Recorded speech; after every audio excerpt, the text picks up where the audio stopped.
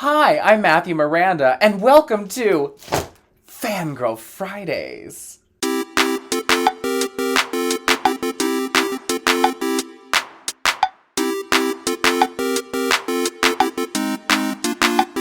Hey y'all, hey. Welcome back to my YouTube channel. If this is your first time visiting, welcome. If you're a repeat offender, I welcome you back. I have a very special shout out to give, first and foremost. Hey girl, hey to Kaylee, Chris, and Hanky Panda. I am truly touched that you are still interested and invested in me after all of this time, so I hope I do not disappoint you, and if I do, just give me a bye girl bye. Who in the audience is into cosplay? This episode is really all about my introduction and love of cosplay. I want to show you some of the elements that I used when creating this character, Kitana from Mortal Kombat. In 2018, a friend invited me to New York Comic Con and it blew my mind. Seeing the amount of detail and imagining the hours put towards these costumes from hair and makeup, nails, it was just insane. And I was so disappointed in how I dressed up compared to everybody else. My friend went as Scorpion from Mortal Kombat, and the amount of people that shouted out Scorpion as she walked by, I thought, next year, I am going to bring it. You want to talk about a glow up? Let me show you a side-by-side comparison of me, New York Comic Con 2018, me, New York Comic Con 2019.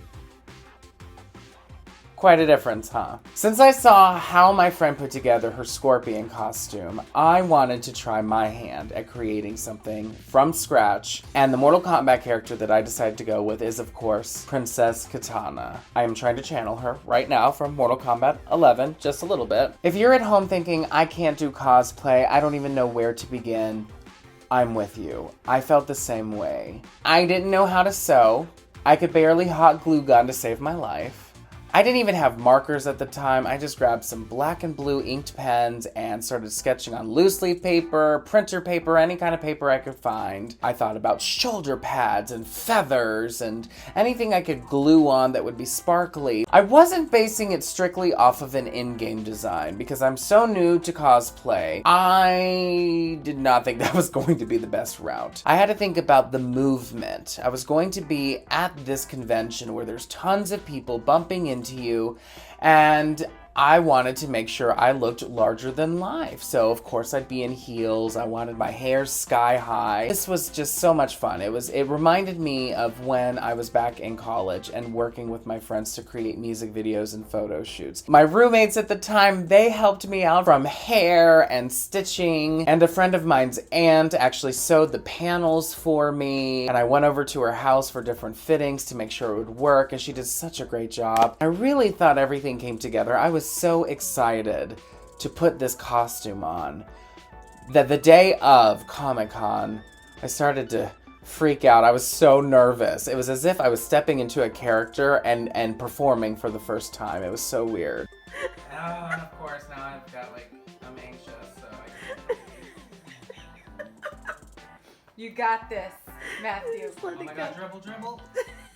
There you go. Oh yes. Oh, my knees.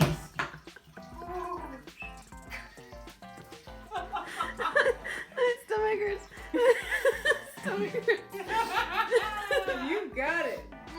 Oh, God, okay. I ended up making so many friends from that one Comic-Con, and you are going to get to be introduced to quite a few of them, and some friends of mine from way back when who used to do music videos with me, who used to draw cartoons with me.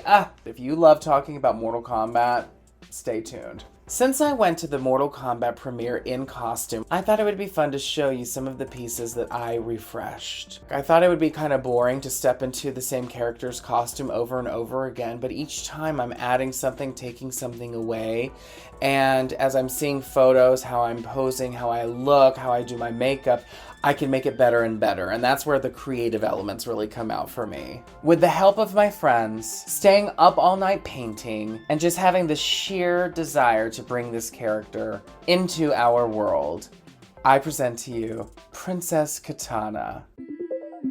Welcome to my first ADR session.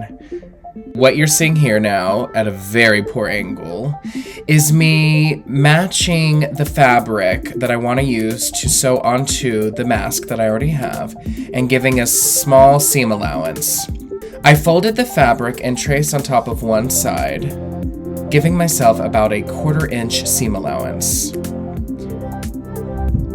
I'll then cut out the two pieces and ensure that they match on top of the mask.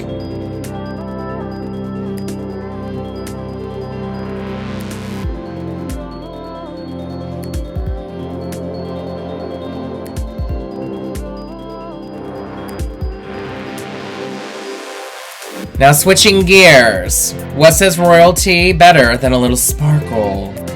I am creating Kitana's crown. I spray painted a black headband, completely royal blue. Parts of it could show through the wig, so I wanted to ensure that I had a lot of blitz and bling this time around. I made the mistake of not measuring the center of the headband initially. It ended up working out okay. I added more rhinestones across the headband, not entirely. I learned that the more glue and rhinestones I had on the band, the harder it was to expand over the wig. When I heard cracking, I got a little scared. Less is more.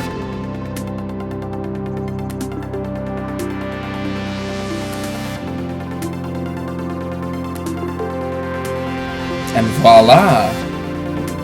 Ain't she pretty? And now we are updating the fans. This was a multi-step process.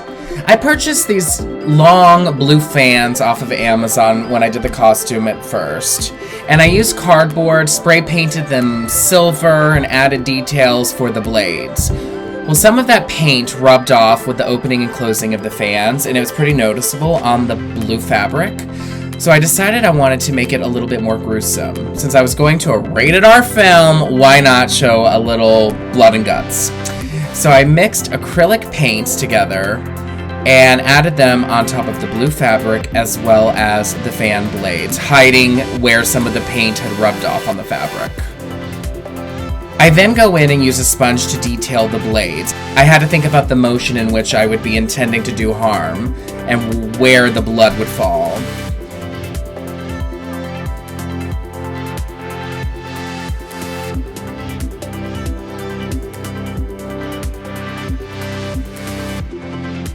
I use a smaller brush to detail certain areas.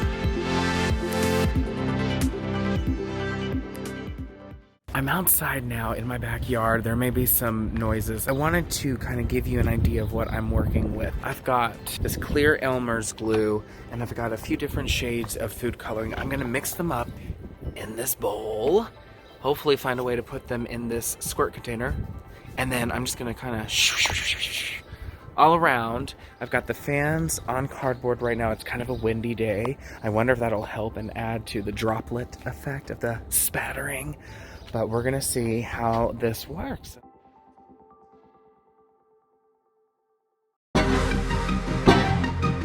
The fans are drying now. I did, unfortunately, break one of the fans as I was literally fanning it to get the blood to spread out a little bit more. I guess I used too much pressure and unfortunately I snapped it, and so I'm going to have to just keep it stationary, keep it to my side. Luckily, that was a part of the original design anyway, was to have one fan that didn't move, because when you're at the convention, you're bumping into a lot of people, you're meeting people, and while it's nice to have these two huge props, I do think that this was a blessing in disguise. I'm going to end up just wrapping it up, keeping it as a fan that doesn't open, and then I'll have the one big fan, and people will get the impression, and then that way you'll get to see the costume more. I think that that will work out really well. All right, here they are drying off. I ended up having to mix 2 batches of glue. One because the first batch was just a little too cartoony red. You can see that really here on this fan. And then the second batch has a lot more of that dark, almost maroon looking color blood. I almost feel like it should have a little bit more of a brownish tinge, but I'll see how it dries, and if I need to do another layer, then I will. Now, my roommate helped me sew the blue fabric onto my mask. There's a few areas where the original fabric was showing through, so I thought, why not add a little blue and gold? So I went out, purchased some fabrics that matched the width that I needed, and I sort of placed different strips of this gold fabric to hide where you could see the light blue underneath the royal blue. I loved the dimension that it added with a hint of the black showing through with the royal blue. It actually worked out well that the mask didn't look so lovely at the time. I'm using hot glue to get all of the pieces down. I work a little bit at a time.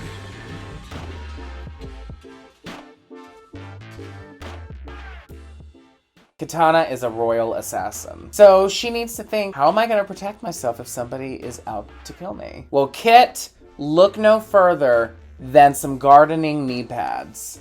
This will end up becoming your breastplate. I'm actually really proud of these, and these didn't show up in any of the pictures for real, but these are literal knee pads that I bought from the internet that were meant for gardening. And somehow I looked at that and I thought, that's my breastplate. I spray painted the entire thing gold. Then I went in and I detailed each of these little pieces here.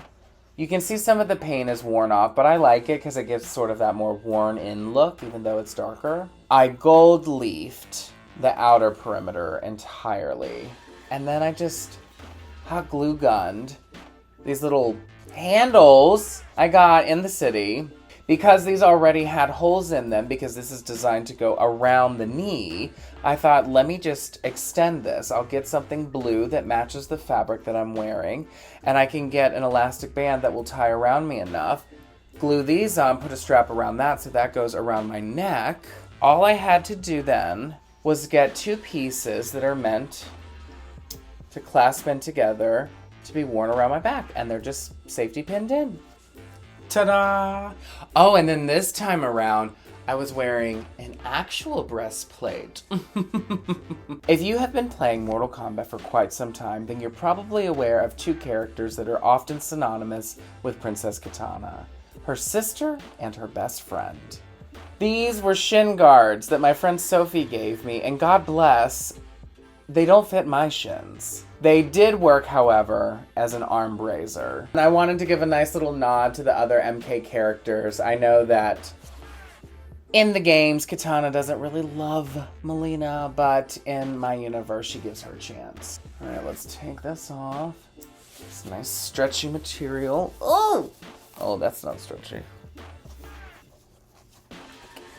If you're a Mortal Kombat fan, tell me down below who you would like to see me cosplay as next. I'll be honest, I've been juggling. I've been thinking about Jade, Sindel, Melina. I'd love to do Reptile. Raiden would be legit. There's a lot. Tell me who you are going to dress up as when we have the opportunity to go to a convention. Thank you so much for checking out my video. If you happen to like what you see here, please give this video a thumbs up. It really would help out the channel. If you're not already subscribed, here's a good choice you can make. Subscribe to me now. I drop new videos every Friday at 3:30 p.m. Eastern Standard Time. Until next time, my friends, I will see you soon. Have a wonderful day or night. Make good choices. And bye, girl, bye.